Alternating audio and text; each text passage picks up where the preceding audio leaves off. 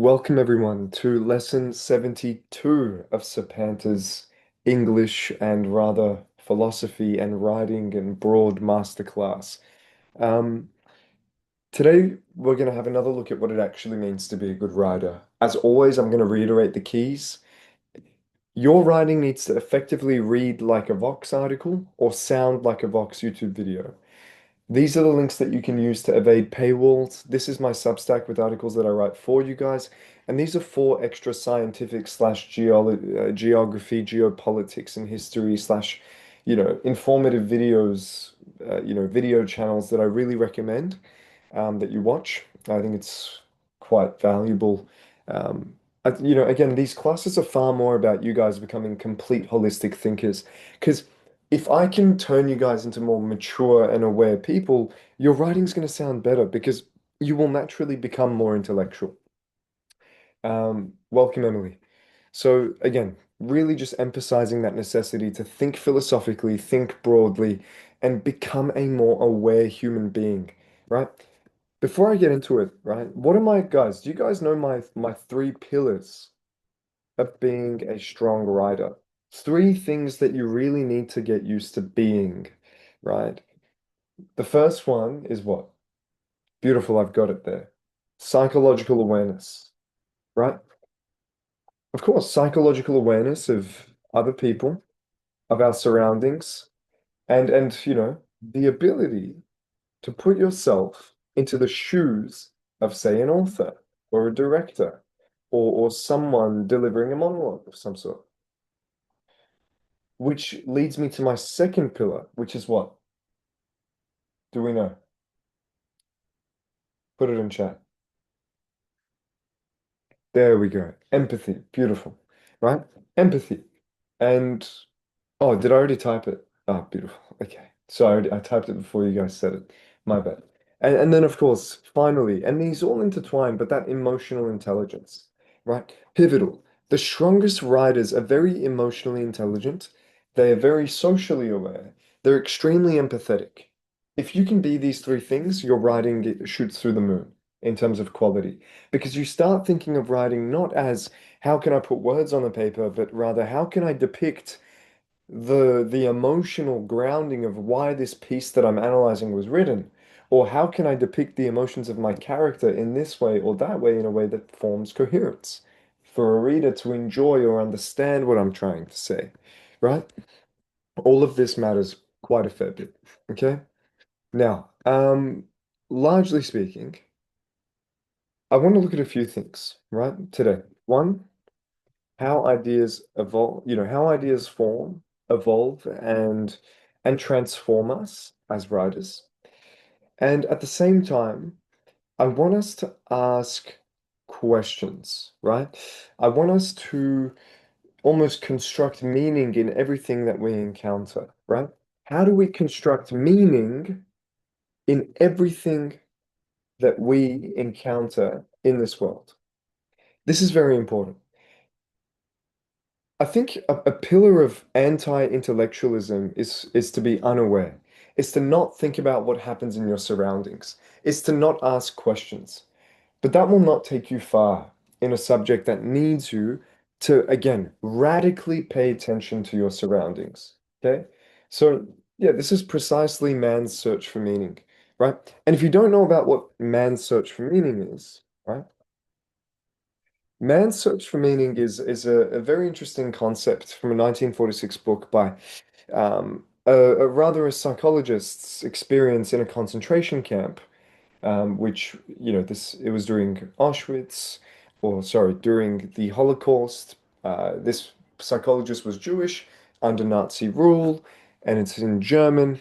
But really, okay, it gives us four pillars. Four pillars of how people derive meaning from the world around them. Where am I? What am I looking for? Sorry, three pillars, right? Um, I want to find the official text for it. Hold on. That's okay. I'll get it.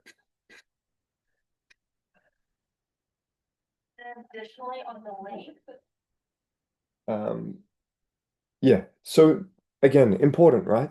if we pay attention to our surroundings and we understand this idea of how humans derive meaning, we become far stronger writers.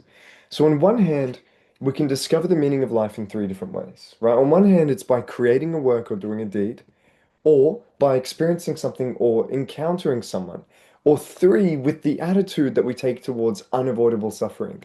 So, technically, everything can be taken from a man, but one thing, right? And what does that lead us to? Is that this whole book was about how suddenly these people being tortured in the Holocaust were finding meaning from going through torture, right? They were finding meaning from the attitude they took towards unavoidable suffering, right? Um, and I'll actually pull this across because I think it's really important, right? The last of the human freedoms, right? To choose one's attitude in any given set of circumstances. So once an elderly general practitioner consulted me because of his severe depression. He could not overcome the loss of his wife, who had died 2 years before and whom he had loved above all else. Now, how could I help him? What should I tell him? I refrained from telling him anything, but instead confronted him with a question. What would have happened, doctor, if you had died first and your wife would have had to survive without you? Oh, he said, for her this would have been terrible. How she would have suffered. Whereupon I replied, you see, doctor, such a suffering has been spared her, and it is you who have spared her this suffering. But now you have to pay for it by surviving and mourning her. He said no word, but shook my hand and calmly left the office. Right? So, again, this is a very thorough philosophical idea from a very rather famous and known author and known text and known book.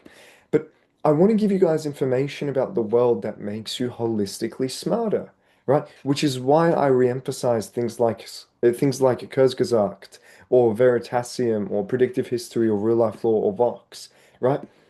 It's important. If you're eating breakfast and every day you can go to the Vox Top Watch videos and watch another one, you will learn more about the world, right?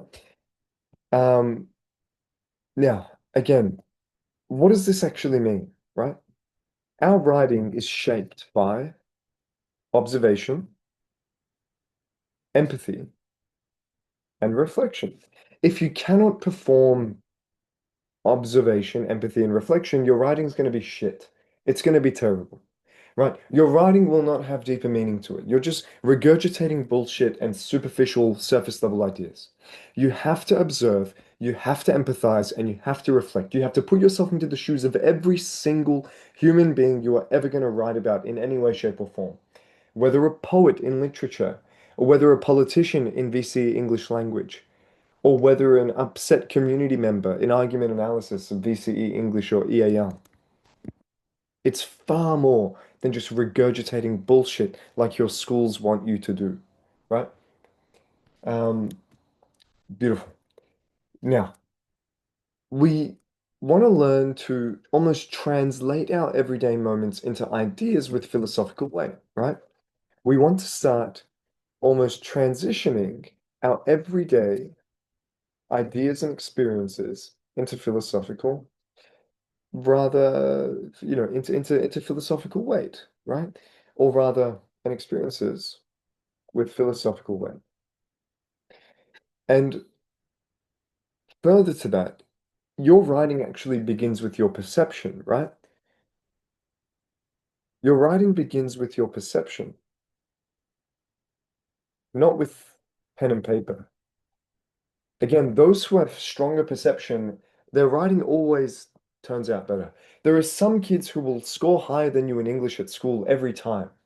And you're like, why is this kid scoring higher than me every single time, man? What are they doing that I'm not doing? Why can I not score higher than them in that sack, in that test, in that cat?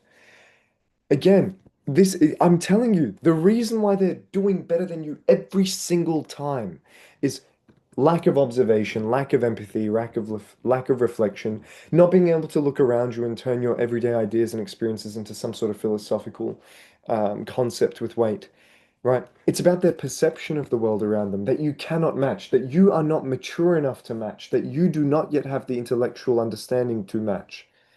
Okay? So you really have to develop your sense of self, and unique way of seeing the world. You have to have opinions. You have to have thoughts. You cannot just be a hollow head that walks around and doesn't even care about their surroundings, doesn't even think, why would he say that? Why would she say that? But if she says that, what does she get out of it? And how does that affect my life? And if you're not going through these questionings on a day-to-day basis, you will slog at the bottom of the pack every time. Okay? So you need to have ideas. You need to formulate some well thought out neutral opinions on your surroundings. We're not designed to be beings that are thoughtless. We're designed to be beings that are actually largely constantly thinking. Whether about survival or whether about self-actualization, it matters. We have to be constantly thinking, which is why I spend time and I emphasize teaching you lessons about, Maslow's hierarchy or Erickson's psychosocial stages and this beautiful bank of content that we've got over a year now, and for some of you, multiple years. I mean, Priscilla's graduated to my year 11, 12 English language program, but but she was here for the longest, right? And these lessons that, she ascended with the absorption of these lessons, right? Now, let's keep going. So, generally speaking, right? I don't care where you are. I want you to think about these places and observe these people. If you're not observant, your writing's going to be shit. I guarantee you it will not be at the standard you want it to be. So, next time you're at the coffee line, or next time you're on the walk home, or next time you might hold an object from your childhood, right? Or next time you see a stranger's face, right? In some way, shape, or form. Or next time you have a moment of silence, what do I want you to think about? Observe how the people wait. Observe how they talk and maybe make space for each other or don't, or how they drive. And also think to yourself, what does patience look like? Or what does frustration look like? Or when you're walking home, guys, think about it. The noises, the colors, the drivers around you, right? How does the world change when you slow down and notice it, right? And then when you hold an object from your childhood, what does it actually, what fragments of your memory does it elicit, right? Think about that. What do objects from your past, seriously, what do objects from your past say about who you were and who you've now become? Right? You might look at a lot of the clothes that you used to wear, but now you'll start paying attention to that difference in your own development, evolution, and personality, right? What kind of life, have you led so far? Or a stranger's face. You might be on public transport, and you might think, you know, what might their day have been like? Is there a reason why they're so happy or upset? I think people are losing that desire or ability to be observant because we're constantly looking at our phones. But that will naturally make you a poor analyzer of your, or a poor analyst of your surroundings. The better of an analyst you are of your surroundings, the better your writing's going to be. Because you're not going to be you're not going, you're not going to be encumbered or simple-minded or narrow-sighted. It matters. I want to make you guys worldly people, right? In Persian, we have a word, farhikhte. It means someone who is, incredibly composed with breadth and exposure to different ideas, worlds, and people, right? That's what I want you to become because if you're worldly, school becomes really easy. In fact, the more broad your life experiences are, the less difficult or daunting any exam ever becomes, right? So, for example, right? For example, it's all relative. So, how could a maths exam ever make me shiver in my boots if, I've been through a war, right? Not saying you guys should go and experience a war, but I'm just explaining this idea that your relative life experiences create ease in other settings that you'll have to experience or navigate, right?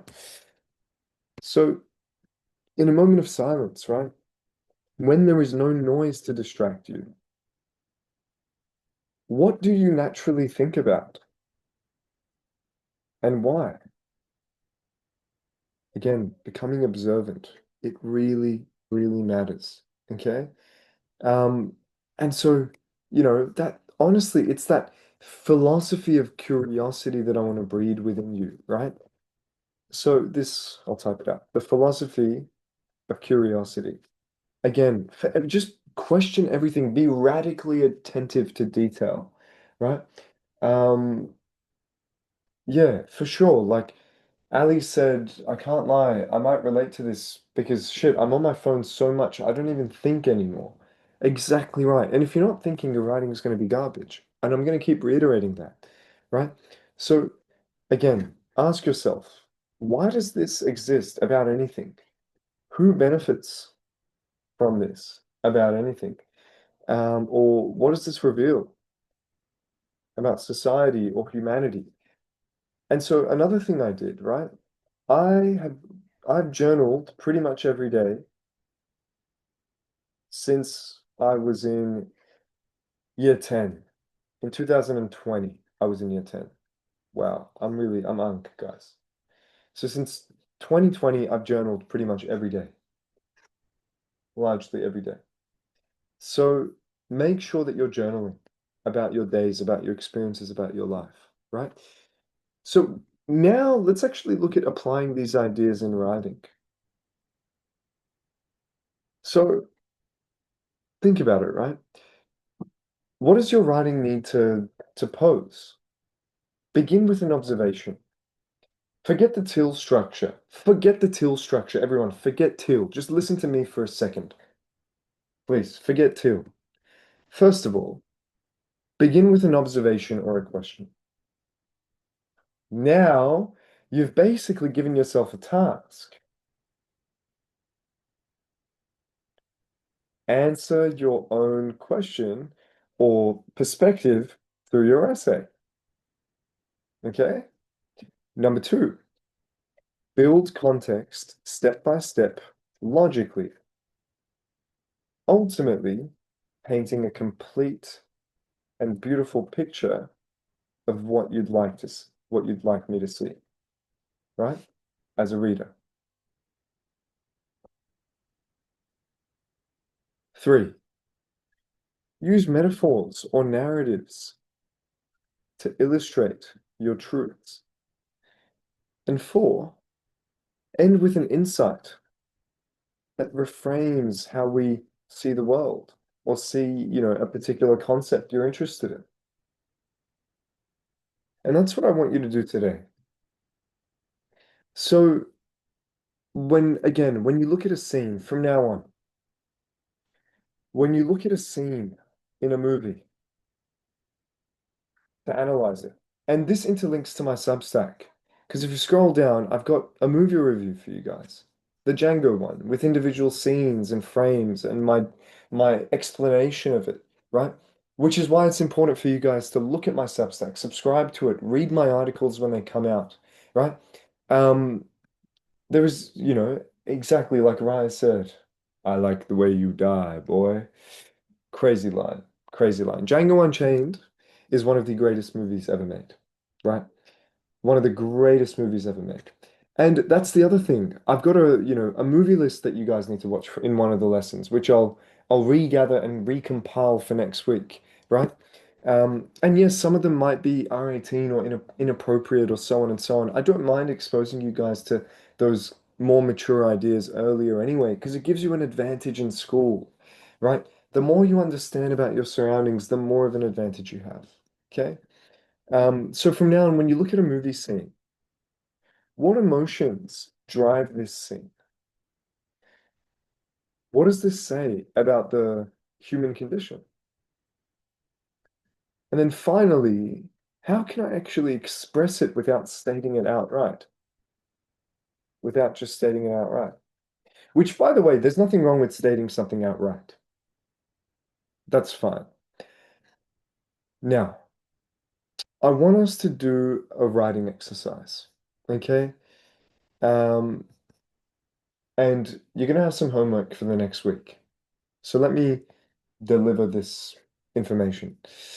Um, I have this lesson that I want to teach you guys as well about your mind as an ecosystem, memory techniques for study. Uh, but I'm just signposting this for the coming weeks. Again, just quickly, just as a synopsis of what those ideas are, because I want to give you as many ideas as soon as possible. Largely speaking, your mind is an ecosystem, okay? Your thoughts, they emerge from context, from your memories, from your emotions, right?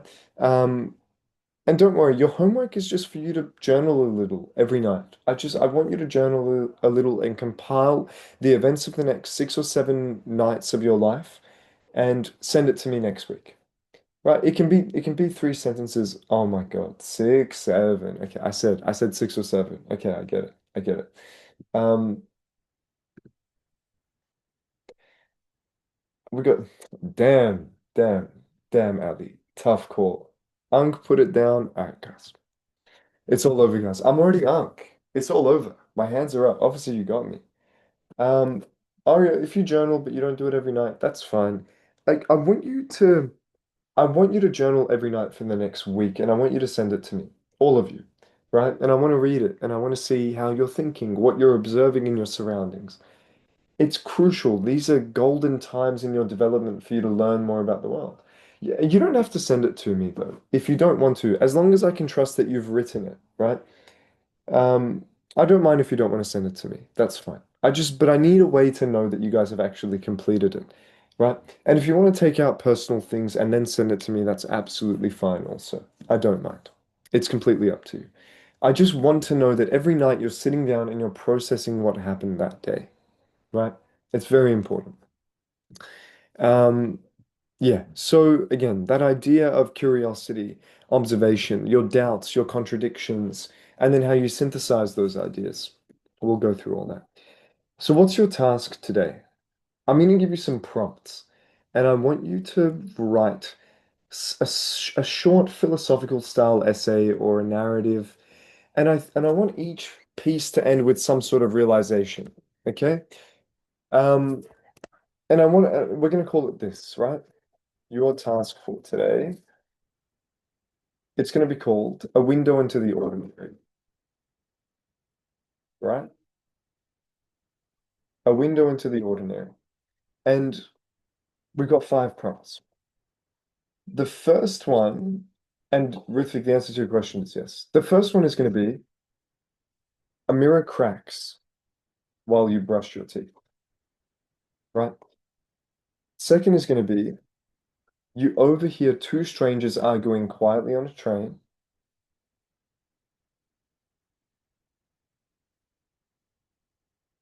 Third is going to be you find an old note written by yourself years ago.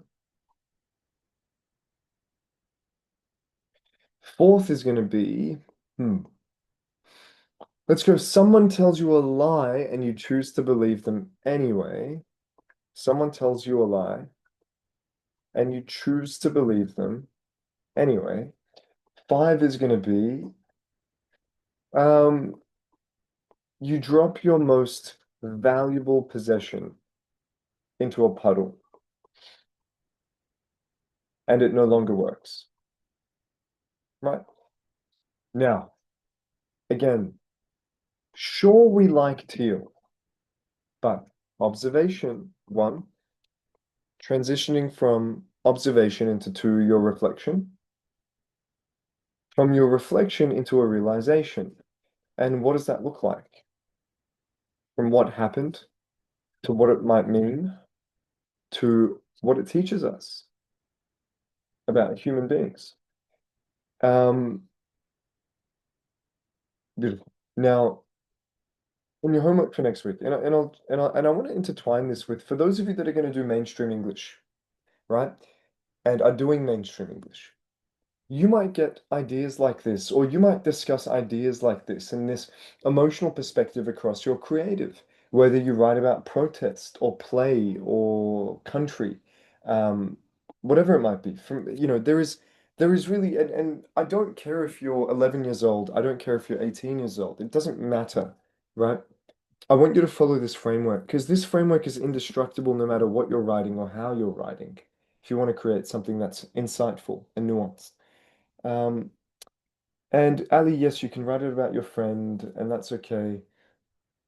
Um, are these separate prompts? Yeah, these are separate prompts. You have to pick one. Uh, you pick one of the prompts below and write a philosophical or narrative style essay navigating an anecdote which turns into some form of lesson and realization, right? The goal is profundity and insight. So, how profound it is and how much insight you give me through your ideas in your writing. And your homework, journal every single night for the next week, navigating, and it can be as short as 3 lines. Okay? This is the goal. Observation, reflection, realization. I want that to be like our mantra. Observation, realization, reflection. Observation, reflection, realization. Mikey, it's pivotal. It's really pivotal. And observation can be either about yourself or about the world, or both, right? You can observe the world, and in a way, you realize something about the world and yourself, or vice versa. Now, I'll tell you what the real challenge is, okay? The real challenge, like similar to last week, like Viana's actually put in chat, um, Ruth Vic and Ali's arguments in chat. It's always entertaining. Put it this way, right? The real challenge is incorporate all 5 ideas into one coherent piece. Okay? I'm going to start your timer, everyone. And in case you're new for Aman, I'm going to put the submission form in chat. If you want to click that submission form, and then this is going to be, you're going to submit through that form. You can do one and do it really well, but if you want to combine all 5 or multiple ideas, I don't mind. I don't mind either way.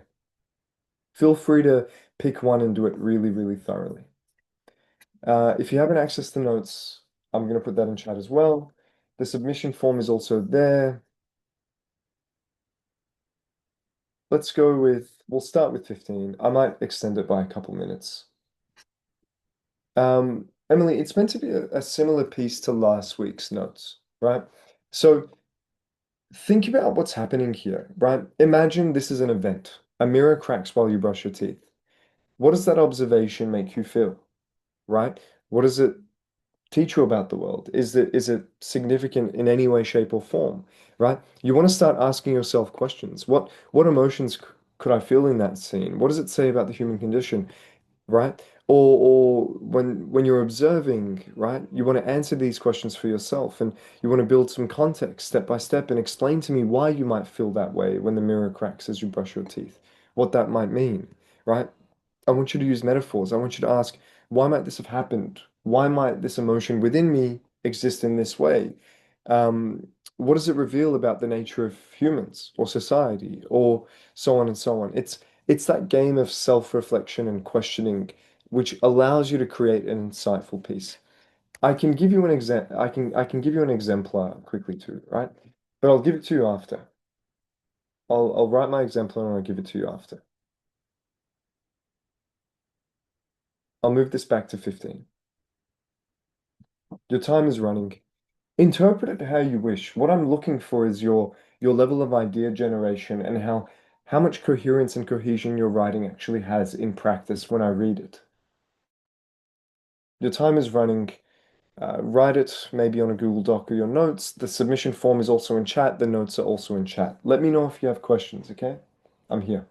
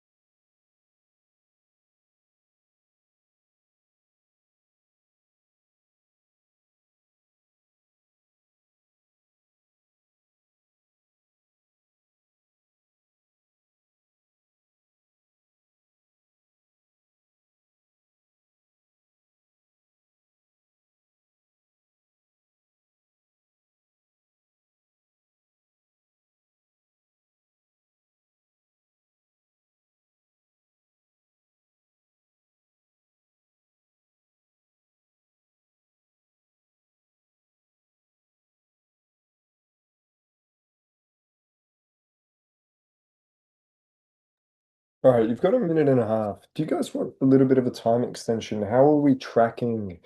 Are we working the ideas in fair? Are you guys sparking up there? Okay. Yep. It's pretty unanimous that we want a little bit of more time. There we go. That's fine. You've got a little more time. Keep pushing.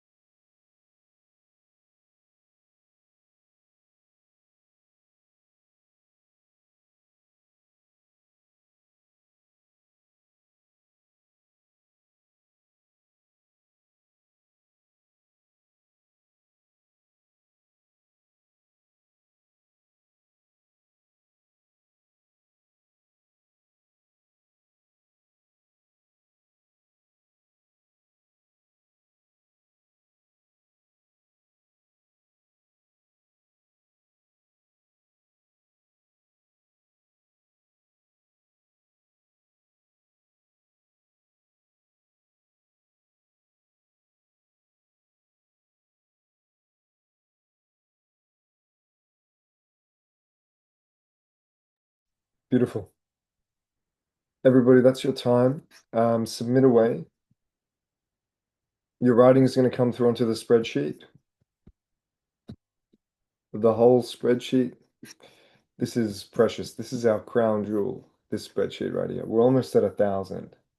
1,000 submissions. And just as a rule of thumb, again, anything that's green is really outstanding. The darker the green, the better the writing. Anything that's green is a point of inspiration. It's something you can learn from. Something that is something for the rest of you to go back and look at, and you can actually coordinate it based on the date to the lesson that we taught and check, if you want to go through previous lessons or previous notes, right? So everybody submit away. Now we're going to have an opportunity to look at each other's writing, look at what standard everybody else is writing at, each other's style of thinking, take ideas from one another, and also for ourselves to get a good opportunity for feedback and see how can I actually get better at doing all this. So we've got, I was brushing my teeth before bed as usual, though a sharp pain shot through my tooth as warm blood spilled from the raw gap in my mouth. I looked up and glared into my eyes in the mirror. Blood splattered across as it coughed. Oh, blood splattered across it as I coughed. And another thing, I'll be honest, like this is good so far, right? Strong writing, but you're missing words in the middle of your sentences, right? So it sounds incomplete. What does that mean? You're going to score lower than students whose writing whose writing pieces sound clean, right? Clean and complete. So we don't want lapses in your explanations. Now, suddenly, the mirror convulsed and shattered, the sound slicing the air like a shriek from hell. My eyes glued to it as I stared at my reflection, cut into a dozen jiggered versions of myself, each one grinning, screaming, and whispering forbidden thoughts. My pupils my pupils as dilated as demons. Just get rid of both of that. My pupils dilated as demons crawled out, cackling and swirling in the inside of my skull. Okay, so you've taken on a really creative stance here. Who wrote this? Whose piece is this? At the end of it, I really need to see your realization, your reflection, your lesson from all this, right? Um, I've got it's Halloween themed. Okay, I understand. As I ran my hands over the glass, cutting myself with each stroke, I had thought the darkness had won, that I'd fallen into its arms completely, but as I looked closer, I realized the demons weren't strangers, but fragments of my broken emotions that I try to bury. My issue is that, again, you're bouncing between present tense and past tense. What does that mean? You instantly lose a chunk of your marks. Guys, the moment you make a tense mismatch in your writing, a chunk of your mark disappears. So do not miss, do not make tense errors. That's the first thing. That's the first thing. Second of all, second of all. So first of all, do not make tense errors. Do not have incomplete sentences. So even if your ideas are good, you will get penalized. Now, I wanted a bit more of a philosophical outlook here, something that was more profound and insightful. It's a nice enough creative, but beyond that, it sits at around an 80%. It's about a 24. It's not a bad piece, it's not the best piece. It's actually a nice reference point to start on. Okay. I'm 3 stops away from my destination, my eyes struggling to stay open, my mind mentally drained from, and my body. Why mentally drained from? Why not just mentally drained? My body physically drained. Okay. Why don't you say my mind and body drained and get rid of having to repeat yourself? And there we go. Another lesson, right? This is the beauty of doing this all together because we can learn the common errors that all of you are prone to making. None of us are immune from, right? So, for example, here, do not repeat the same word in the same sentence twice unless it has some sort of intended effect. and especially try to avoid repeating non-content words twice in the same sentence, okay? That's important. Um, try and that kind of leads me to my third point, which is in writing, the goal is to always communicate as much information as possible in as little words as possible. Does that make sense? Communicate as much information as possible in as little words as possible. It matters. Also, Angie, I'm happy to help you with your schoolwork through Discord if you want to head off, that's fine.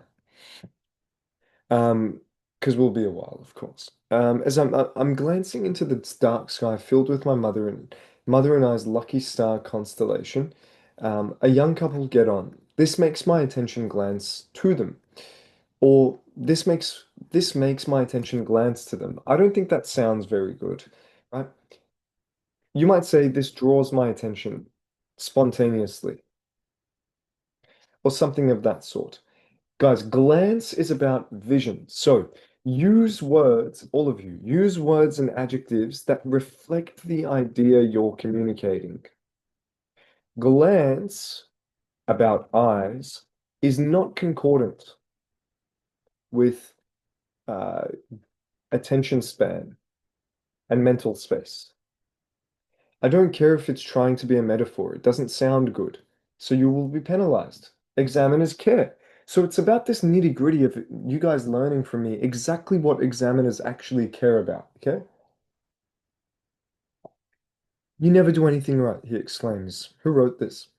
Then why are you still with me? She yells back even louder. They argue, fight, and cry.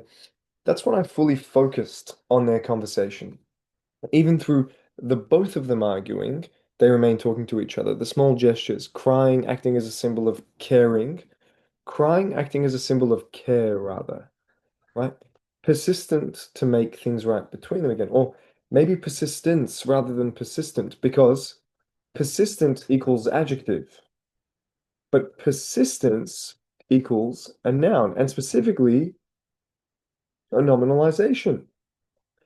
And who knows my rule about nominalizations? Put it in chat for me to read. Why use the verb or adjective when you can use the nominalizations? Beautiful. Thank you, Viana. When you can use the nominalization every time to sound more professional and concise. The nominalized form or the nominalization or the nominalized variant of any word is far more sophisticated. Or I should say, ready, and I'm going to do this myself, carries far more sophistication. Do you see what I did there? I used sophisticated, then I transitioned it to sophistication. Does that make sense? So I'm demonstrating what I'm asking you to do on the spot.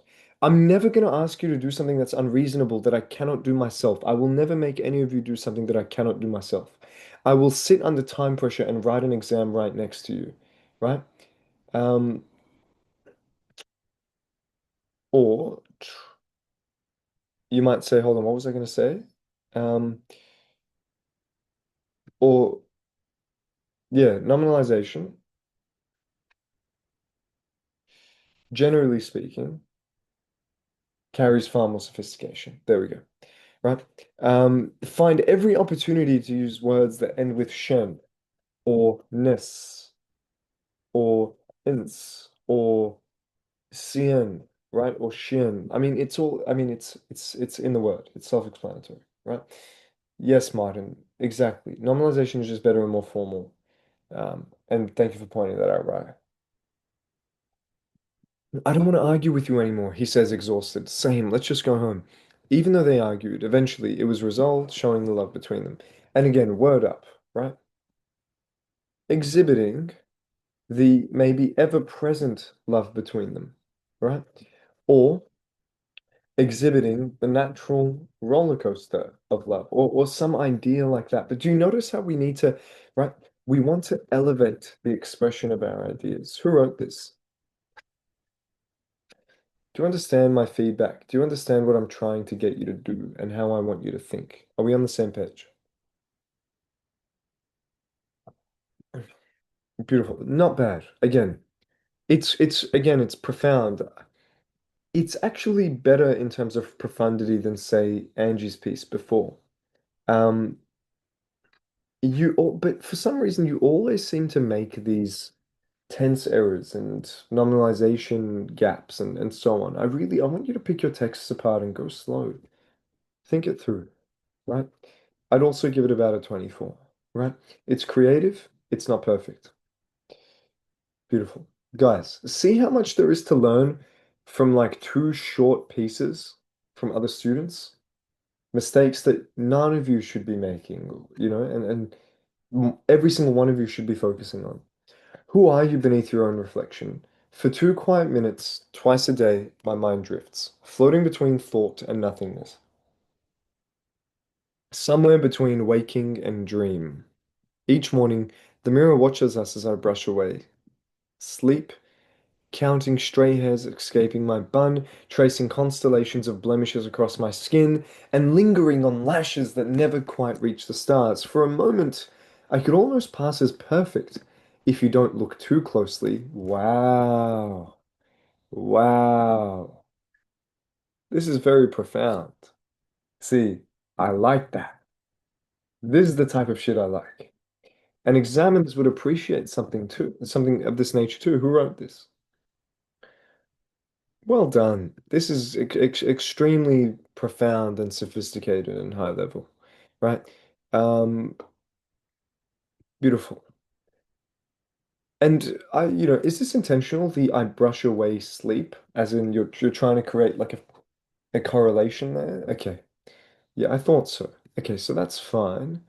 And the lingering on lashes that never quite reach the stars. I don't know what that means. I don't know if this idea of lashes reaching the stars. Oh, they're too short. The lashes are too short. Thank you. See, I'm not a girl, so I don't understand. I'm sorry. I should have, if I was a girl, maybe I would have got that. All right, thank you, thank you, thank you. I got it. Wow, we're getting like a full debrief on this. Beautiful. Thank you, guys. Yet this morning, a soft crack, a thread of silver splitting through the glass, and my reflection shivers. Yet this morning, a soft crack. Okay, well, this morning is slightly in the past. So this should slightly be past tense. Do you get what I'm saying? Because this morning is not right now, is it? So you're allowed to go to past tense because you've told me that this is something from this morning. Like truth finally surfacing through oppressional karma. My ghost in the glass is no longer whole, but rather fragmented, surfacing my flaws and scattering them across the room in a shambles. Each shard catches a different version of me. The one who smiles, the one who doubts, the one who only pretends to be certain. Perhaps the mirror never broke at all. Perhaps it simply revealed what was already cracked beneath the skin. For years I pressed my fears beneath a veneer of calm, smoothing over cracks with careful hands. Now they surge upwards, tracing the same lines that fracture the glass until my reflection and my unrest are inseparable. Or perhaps breaking is the only way to see ourselves clearly. Clearly, beautiful. You might even say fragmentation, whether intentional or not, is one of the rare opportunities we ascertain that allows us to transparently see ourselves without the cloud of judgment or warped perception. Do you see the ascension I want, right? I want you to transition to that style so that naturally you're thinking of that type of language. Really good. I mean, it's definitely a green. You've definitely got the observation, you've definitely got the realization, you've definitely got the reflection. Well done. Really well done. That one deserves a Moroccan teapot. Let's see how high I can go. There we go. Look at that.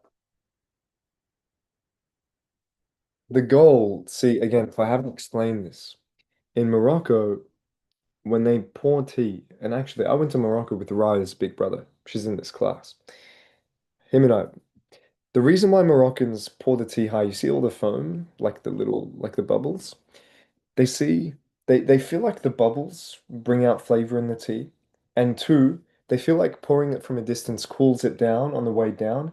And three, it's like when there's hot tea and you pour it from above and it's splashing, for your guest, you're almost risking that hot tea falling onto yourself or your own skin. So it's like a self-sacrifice and striving for it to be more comfortable and suitable at temperature and trying to enhance the flavor as much as possible because they take a lot of pride in their tea. Cheers. But this tea, this is Sri Lankan tea. This is some of the best tea in the world. Sri Lankan tea is some of the best tea in the world. It's beautiful. Um, Now, next.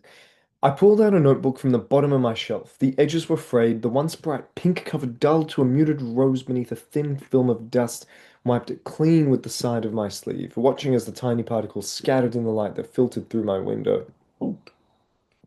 The cover captured the glow, glittering faintly like how it used to shine. The binding creaked as I turned to the first page, like the sound of an old door. I hate my mum and my sister so much. My sister just ruined my life. My mum always takes her side. I feel like a poor dog trapped in a cage with a bone just out of reach. I smiled. Back then, anger burned through me. Now, it only warmed me with its distant memory. The words were imprinted on the once pristine paper. I remembered my younger self hunched over on my bed, tears dripping onto the paper. Beautiful. Who wrote this? Did Viana write this? Who wrote this? I laughed, I can tell. I laughed at the scrawny handwriting as I traced each word over and over. The jealousy bled from the page, raw and naive, as I recalled my frustration that my sister was the one everyone noticed. I closed the notebook gently, letting my fingers rest on its sparkling cover one last time. Funny how something that once felt unbearable was now just a memory, dulled by time. My cage had long been opened. Whew! Banger! This is crazy. This is a banger. Uh, Man. Guys, by the way, it's like every time there's a green, normally I end up sending it to some of my friends because I really want them to notice it. Um, and I want them to be proud of, you know, the level, the standard of thinking.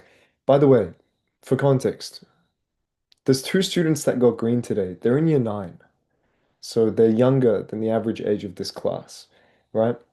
And sometimes, and you guys see Noah comes in, Noah's like 11, and he'll get a green, right? So the standard is there and the resources are there. I need you guys to practice throughout the week. These students are also students that more common than not send me work throughout the week, right? Also, tell me what books you need to know for next year, what you're studying, how I can help you, how I can support you better. Um, Beautiful. This is good. This is a banger. I don't really have complaints to be honest. I mean, my only complaint is that it's a little short. For the amount of time that you guys had, you had about 20 minutes or more. Yeah, like there should be more writing than this in 20 minutes. That's my only, my only pointer of penalization, right? It's a 9.5, 10, 9.5. It's really good. Beautiful. Well done. Well done. I know everyone wrote the same amount, but I expect more from, the students that get grade. The standard is higher, you know? Sorry if my expectations are too much. Beautiful. Well done. Well done. Guys, can you tell me, is there something you're, excited about regarding school next year? Alana, Aman, Arvin, Arya, Emily, Gloria, Martin, Rise, Safina, Sophia, Tabassum, Taranum, Tajaz, Viviana. What are you excited about regarding school and next year?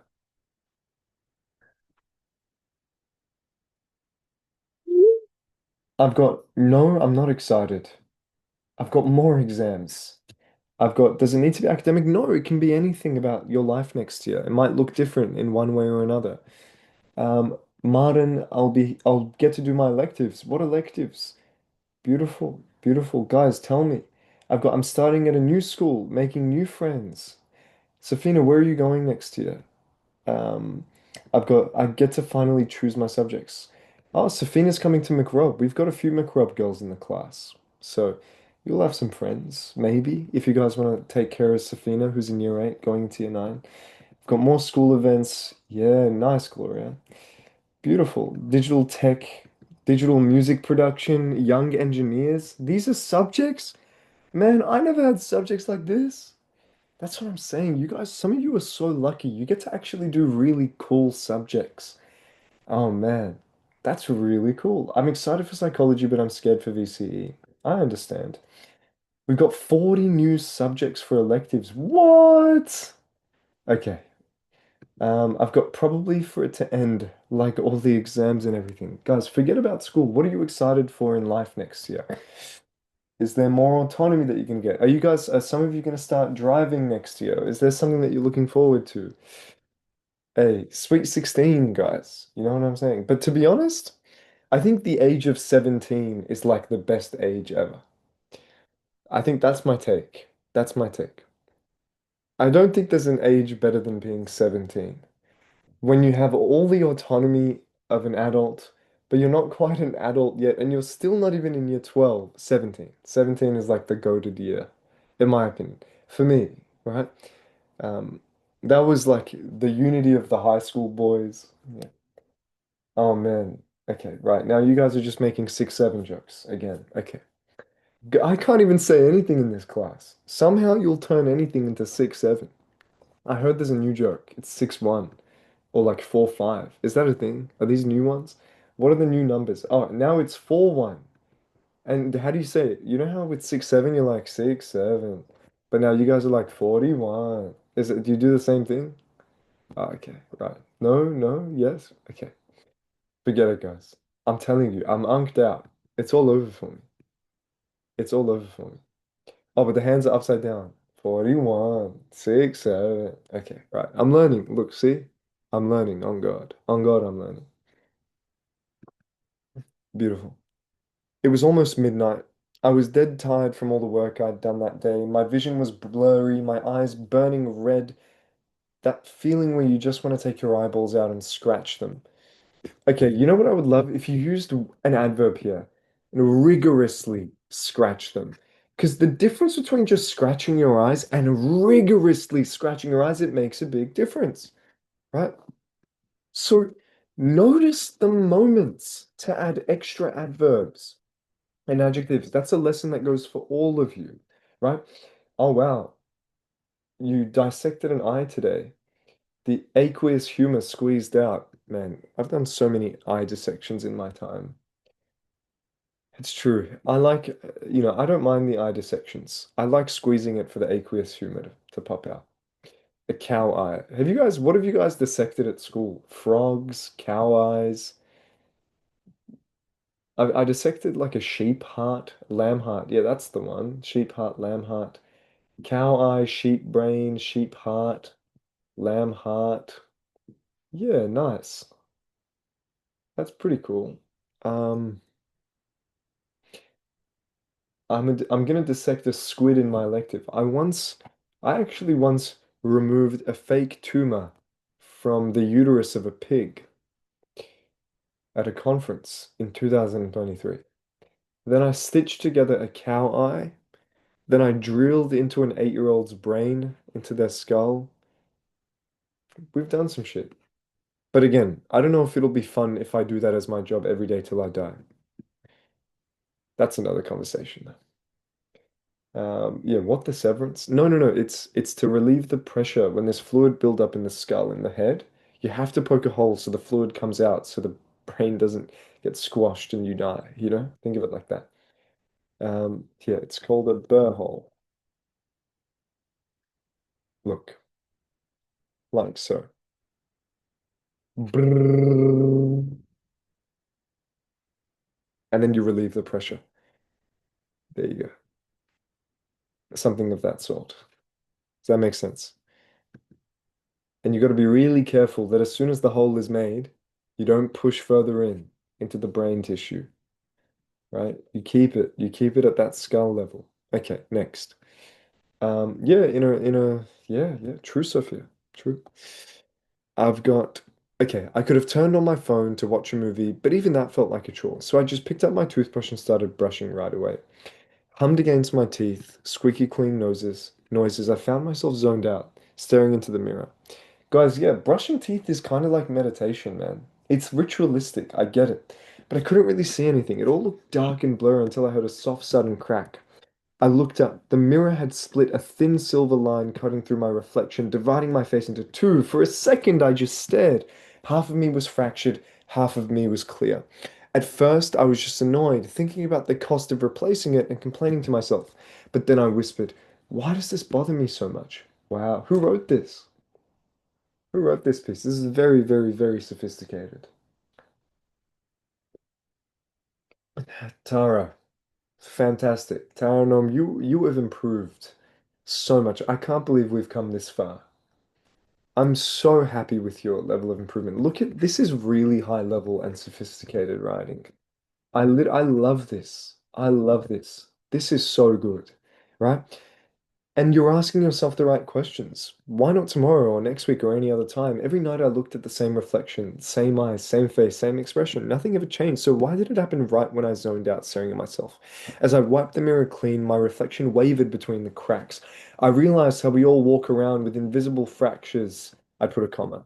Disappointments we laugh off, grief we turn into strength, doubts we hide behind a confident face. The mirror just showed me what I already knew was there, but refused to accept or acknowledge, right? That's okay, Vian, I'll see you then. Um, this is really good. This is really high level. Really, really, really high level. Um, and Ario's asked, would it work to replace some commas and even full stops for em dashes when trying to write thoughts? Yeah, sure. I don't mind if you want to use em dashes, just don't overuse them. And nowadays, teachers at schools look for M dashes as, proof of ChatGPT usage, right? So be careful with your M dash use. Commas are really effective anyway, right? One of my own biggest pillars of writing prior to the ChatGPT age was using M dashes. So ever since ChatGPT came out, all of my old writing looks like ChatGPT writing, which is really sad because they're extremely useful syntactical objects. That on that kind of cliffhanger in the middle of the sentence for you to then regather. It's a very high utility piece of grammar. So sure, feel free to use it. This is really good. I really like this standard of writing. I'm gonna give it a green. Tara, is this your first green? It's very high level. I'm a fan. Third one. Wow. You're a seasoned well done. I mean it's really good. I really like it. Well done. The casted shadow of the tree swept the sunlight seeping through the window.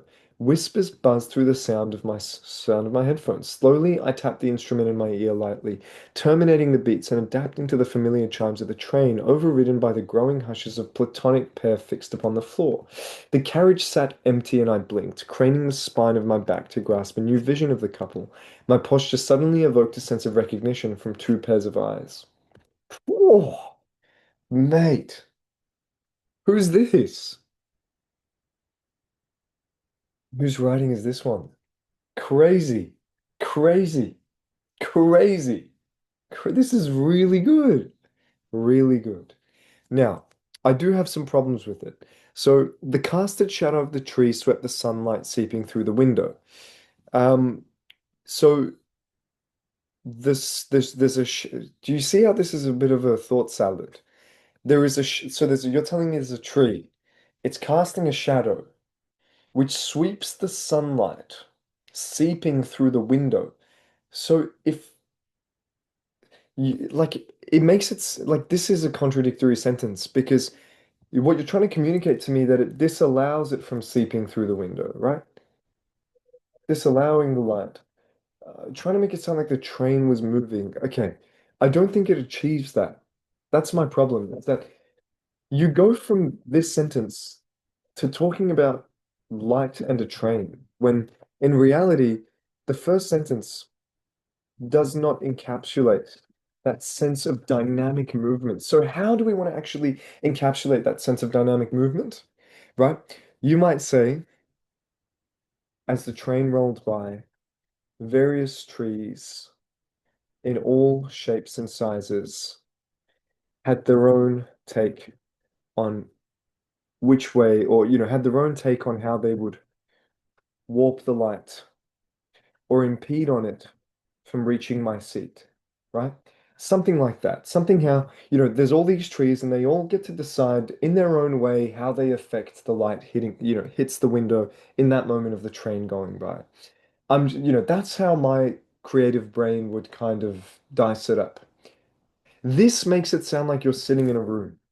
This sentence makes it sound like I mean, you might be sitting in your room actually. And maybe that is part of what you're trying to encapsulate, but it communicates nothing about the train. Next, slowly I tap the instrument in my ear lightly, terminating the beats. Like as in the headphones are Beats headphones? Terminating the sound. I, right, you're trying to say music. I would get rid of the S then. The beat itself is more explanatory than beats. Beats plural could be so many different things. So singular is best there. At that level of detail, we care. Adapting to the familiar chimes of the train. Does a train have multiple different chimes? I don't know. I'll let it slide. But be careful. If you're saying a certain object has a certain genre of sound that it emits, I feel like the chime of the train is consistent. There is one chime for being a train. All trains have the same chime, overridden by the growing hushes of a platonic pair fixed upon the floor. The carriage sat empty, and I blinked, craning the spine of my back to grasp a new vision of the couple. My posture suddenly evoked a sense of recognition from um I would get rid of that sentence. I don't think it's adding much. I leaned back, maintaining a rigid spine, yet gaining awareness of the discomfort gained in perfect posture. Okay, yet gaining awareness, maybe not gained, but and also you've got gained twice in a row here. So it's important that we word up. I lean back, maintaining a rigid spine. Um, if that's past tense, I'd prefer if you said I lean back and maintain the past tense, a rigid spine, um, becoming painfully aware of how strenuous it is to keep perfect posture.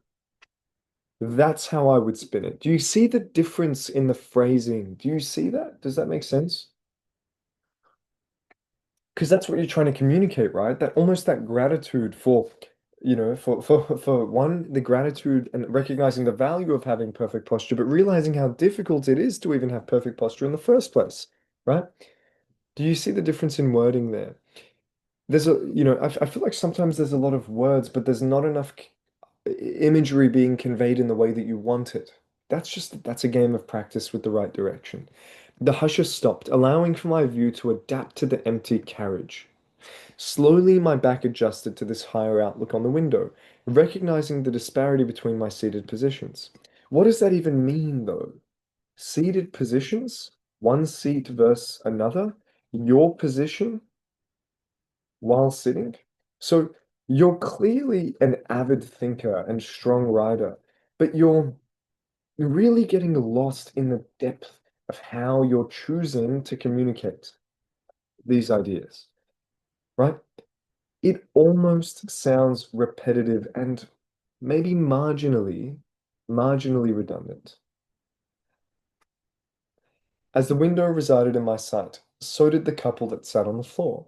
The woman lay in a wheelchair and smiled whilst the man wheeled her away. Nice. Okay. So again, if I'm being extremely brutally harsh, this is my take on that piece of writing. So there's a tense error. There's really a really strong foundation, but it's not well executed enough at the top end. So when you compare your writing to these green pieces, there's a level of execution that we've achieved there that I want you to reach, and you definitely have the potential to reach, right? Think very methodically through ordering your ideas the right way, that sense of repetition, your tenses, how you're going to use your words strategically, if the words that you're using actually communicate the image you want into the reader's minds. And a lot of that is also exposing yourself to high-level thinking and writing and journalism, because the challenge of a good journalist is making you think what they want you to think, which is why it's important to find exposure to these ideas in this way. right? So a piece like this is about it's about a 7.5, 7.5, 7.5, right? It's good. I really like your ideas. I think they're very strong, but it's very early stage, right? But well done. You really put a good foot forward. Thank you for that. And it was an enjoyable read. That's another thing. How enjoyable is your writing to read for the examiner? It makes a difference. Now, bickering is common in a train. It's a public transport system. Thousands of people exiting and entering every day, and I'd even add, at any given moment. The hustle and bustle of much of the city ultimately ends up crammed into one six-car train, seven if you're lucky. At peak hours, you urge into a train, not urge into a train, but you might say scramble into a train, knowing what you're about to experience. A convolution of sounds which agonize your ears, right? Sometimes we can get caught up amongst all this commotion. Let's get rid of can. Sometimes we get so caught up among all this commotion that we fail to notice the intricacies of life in itself and get rid of in. So again, that subtle cleanup of unnecessary function words, determiners, etc., that don't really add anything and only add clutter to your sentences. We want to be separate. Really pay attention to the clutter. Don't give me filler words. Don't repeat words that don't need to be repeated in the same sentence. Okay, please, please, it matters, right? Last Monday evening on a train bound for the suburbs, it was definitely a peak hour. White collar workers found on every second seat and the distinct smell of coffee so strong it stained your nasal cavity. The train halted at a station, doors opening screechingly to allow a couple to come in. It was clear they were already discussing something important. The woman was red in the face, and if she was angered even slightly more, I would expect steam to start blowing out like a train from her ears. The man was also red in the face and shouting, but his sound. Okay, so you're going with the was approach, right? So the difficulty of a writing piece like this, is that I'm basically asking you to process an anecdote in past tense and then recount, reflect, and realize in present tense. That is not fucking easy. I promise I understand. Okay? I fully understand. But really pay attention to whether your idea is about the past or the present. And if you can more clearly divide, like an invisible barrier, that difference between past and present. But your writing is really strong, by the way. Whose writing is this? This argument continued for some time, and me, being the nosy fellow I was, watched. You might even say didn't didn't take my eyes off it. The conversation continued to only result in one person getting redder when the other spoke. But then I noticed an old lady sitting in the seat behind her, covering her ears. It got to a point where I watched her get up, slowly make her way towards the couple. I didn't hear what she said, but whatever it was would have been impactful. The couple quickly quietened down, red faces flushed pale and said sorry. The conversation which ensued seemed to be more peaceful. The strangers composed themselves and started sharing their sides of the story. After some time, I saw them stand, but instead of another argument, they embraced each other and hugged. If I had not noticed this, I probably would not have realized something which lies at the core of humanity. People are, let's face it, selfish. They aren't open to rapidly agreeing with others arguing against them. You might even say selfish, arrogant, and defensive, right? And you might even add something about how a lot of the time our egos lie on the foundation of our values and beliefs. So when these foundations are questioned, we fear the breakdown of our posture, our existence rather, and our existential existence. I know that that's quite profound, but that's how I want you to think. Do you guys understand where I'm coming from? Right? And so all of you that are still here, right? So a lot of, fair share of the kids have already left because They don't have the stamina and the dedication to stay all the way through to the end and listen to every single little thing I have to say. But those of you that are still here, that are still taking note, have the privilege of all these little teachings. And what I do find is that the students that are here till the end of lessons always improve more and who actually make an effort because they learn more. They're listening to more feedback, right? So how can you possibly not learn more? This is the best piece I've ever seen you write, Martin. The quality of the content here, in my opinion, is 9 or 9.5. And the grammatical consistency is really, really strong, and I love your articulation and flow. You marginally miss out on a green here, but you know what else I'll say? Well done on writing so much. I really appreciate the volume of writing you've managed to produce in 20 minutes. And that's the other thing. The amount that you write does matter. It goes into account more than you'd think. Sometimes when the moon is at its highest, I lay in bed and reflect on my life. Not that I've been alive for that long, but where I finally feel peace within my messy life to just think. You might say, but it's where I finally feel peace, right? It's your safe space. Explain that it's a location. Who wrote this? Forcing everyone to drop whatever they're doing to rescue me. But that, I guess, is not really the case.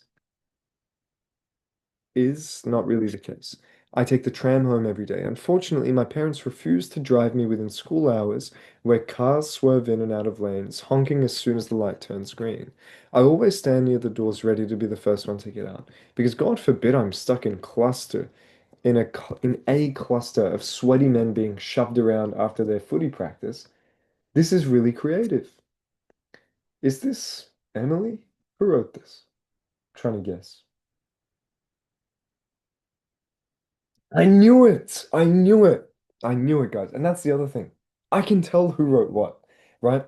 I seriously can. I'm telling you. I'm telling you. I'm telling you. I'm telling you. This is the most Emily Core writing I've ever read in my life.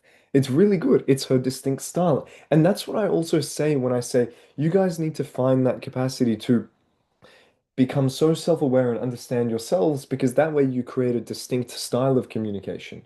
And that way you can then really take advantage of that and exploit that to be so creative and so idiosyncratic in your expression. But today I managed to get a seat across this lovely looking couple.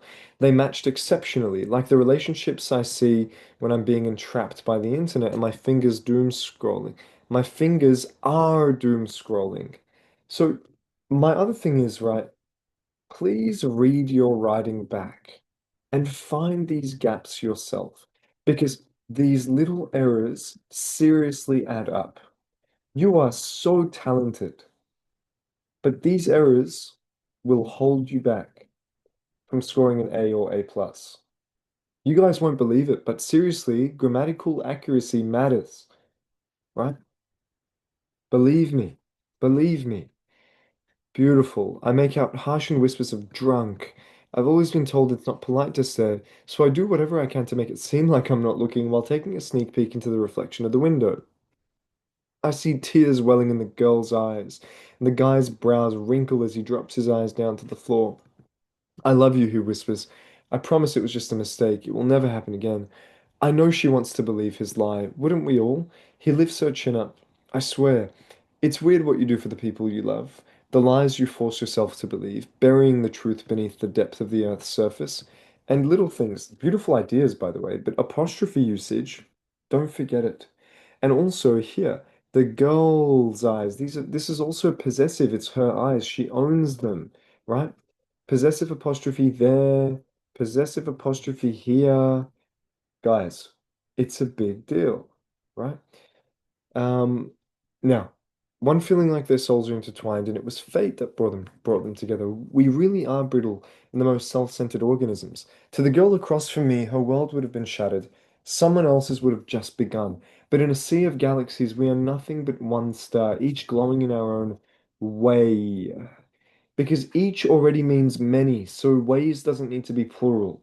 Does that make sense? And thinking what we are, right, in our own ways, and thinking we are makes the universe shine. Honestly, really high level. I really enjoyed it. I I think you're such a talented writer. Um, at the end of the day, if you cannot take control of these little grammatical tidbits, you're gonna fall short. The quality of your content is crazy good. I'm even gonna give it a 10, right? Or a 9.5 to be so fair. But then your flow falls short because of these little grammatical errors, right? So it's about an 8.5, 8.5, 7.5, 9.5, 8.5. So 9 and 7, 16, and 8 is 24, so that's 25.5. You know what? I'll even give it higher than that. But again, it's so hard to give it higher than that with grammatical errors. That's problematic. You can tell when someone is lying to your face. Their hands fidget with every word that comes out of their foul mouth. I watched her closely, noticing the twitch of her fingers, the way her eyes darted away when I asked a simple question. Still, I nodded and smiled, pretending to believe her story.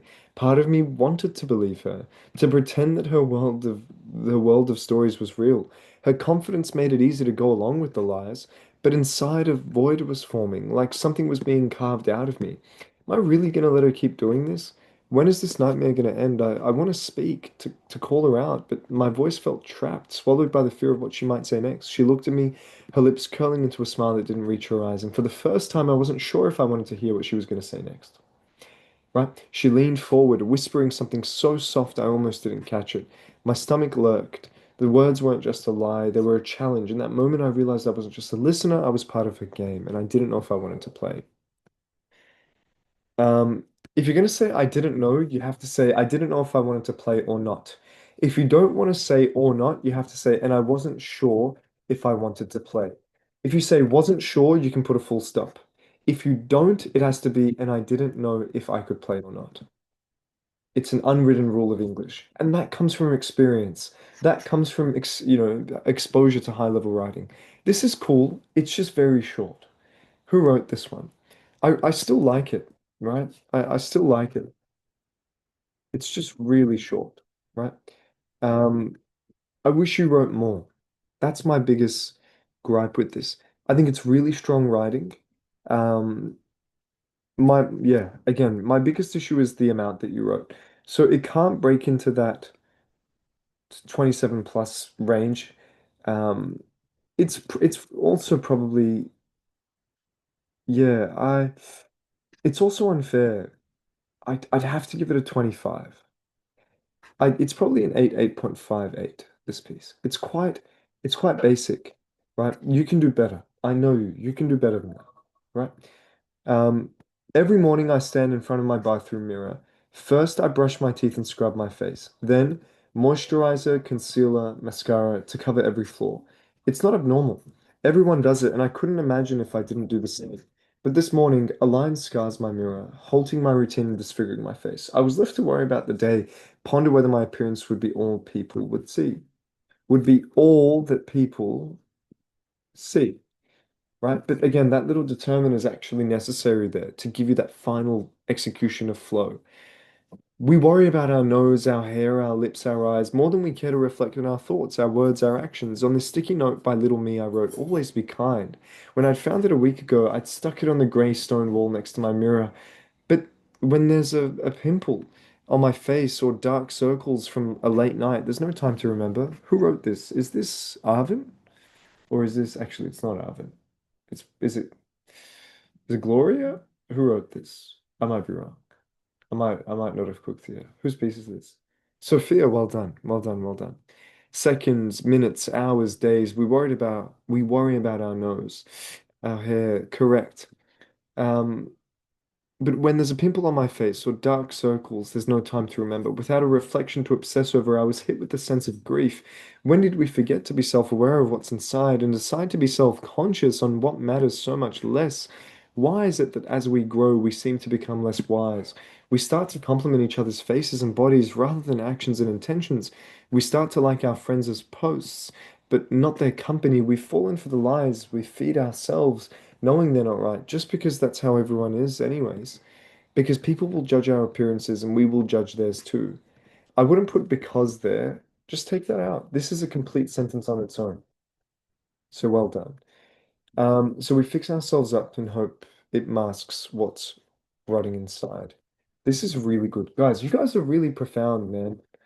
This is what we've done. This is the journey that we've been on. I'm so impressed that you're writing like this. I'm so impressed, right? This is this is a very creative and complex piece, right? For me, it's also at that level. If you want to send, please send more work to me throughout the week, right? I wish you wrote more. I just want more. It's that good that I just want more. Next, it wasn't dramatic, no thunderclap, no slow motion fall, just me rushing out the door, late again, juggling keys, bag, half-eaten banana, and my phone. My lifeline, my memory bank, my emotional support rectangle. I tripped on the edge of the footpath, the banana flew, the phone slipped, and the puddle, sitting there like it had been waiting all morning, swallowed it whole. I froze, stared, bent down like I was rescuing a drowning child, pulled it out. It buzzed once and then died.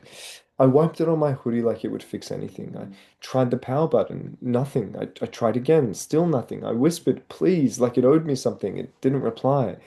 I sat on the curb, socks soaked, squishing in my shoe, watching the screen stay black. My whole life was in that thing. Photos I never backed up, messages I never replied to, notes I never finished, reminders I never followed up on. I'd add that. It was my brain's external hard drive, and now it was a very expensive paperweight that stared me blank and lifeless. I wanted to cry or scream or throw it again just to make a point. Instead, I laughed out loud. Ugly, the kind of laugh that comes out when you have to chuckle at someone's joke that wasn't funny, but you felt too guilty to stay silent. Been there. I laugh at a lot of jokes that I shouldn't laugh at, but sometimes you have to do it to be a fair and good person, just so they're not left isolated in a conversation if they're completely unaware. Because of course, this happened. Of course, the university chose today. Of course, the puddle was perfectly placed. And then it hit me. Maybe this was the reset I never planned for, but probably needed, like in those TV shows where they have to prove to others that they were better than them all along. I'd been pouring too much of myself into something that was never built to hold me. The playlists, the drafts, the filtered snapshots, they were fragments, not foundations. I was still here, still thinking, still walking. I stood up. My sock made that awful squelch. I winced, still annoyed, still soaked, but strangely less weighed down, like something had been knocked loose, and maybe that wasn't such a bad thing. Beautiful, beautiful. I really like that. Um, Very introspective, very narrative. I enjoyed it. It's also, a highly simple sentence, ping pong style piece. I think in future, refer to lesson 71 and try to prepare a more, who wrote this, by the way, a more philosophical dissertation style of writing. But this is probably some of the best writing I've ever seen you write. This is probably a 26, 8.5, 9, 8.5, 16 and 9, 25. And yeah, really well done. Really, really well done. Um, this is crazy. This is really, really, really good. Um, well done. I'm really proud of that, the Jasmine. Well done. Holy shit. Guys, I know it's getting late. If you want to head off right now, you can. Normally we're done by 9:30, but yeah, gonna keep correcting. I understand if you guys want to head off at this stage. That's fine. Don't feel the pressure to stay. That's fine. If you want to go sleep and head off. Now, going up is about realizing that people are not always who they deem themselves to be. They may smile, but sometimes it just doesn't reach their eyes. They preach progressive standpoints, but later juxtapose those very same opinions. Okay, on that note, for those of you still here, I want you to all look into a guy called Zohran Mamdani, and I'll do a whole lesson on him in future. But let me link a video, and I just want you to understand the significance of Zohran Mamdani. He is a revolutionary politician. He is of the younger end of politicians who has conquered the art of becoming a successful politician and gaining public support through social media, authenticity, and genuine integrity and honesty, right? Um, he's not one of those older politicians that has a negative reputation or a negative past. This is a name I want you all to be aware of and understand. Look into this name. I've put it in chat. Now, and just a signpost. Let me stop the recording here.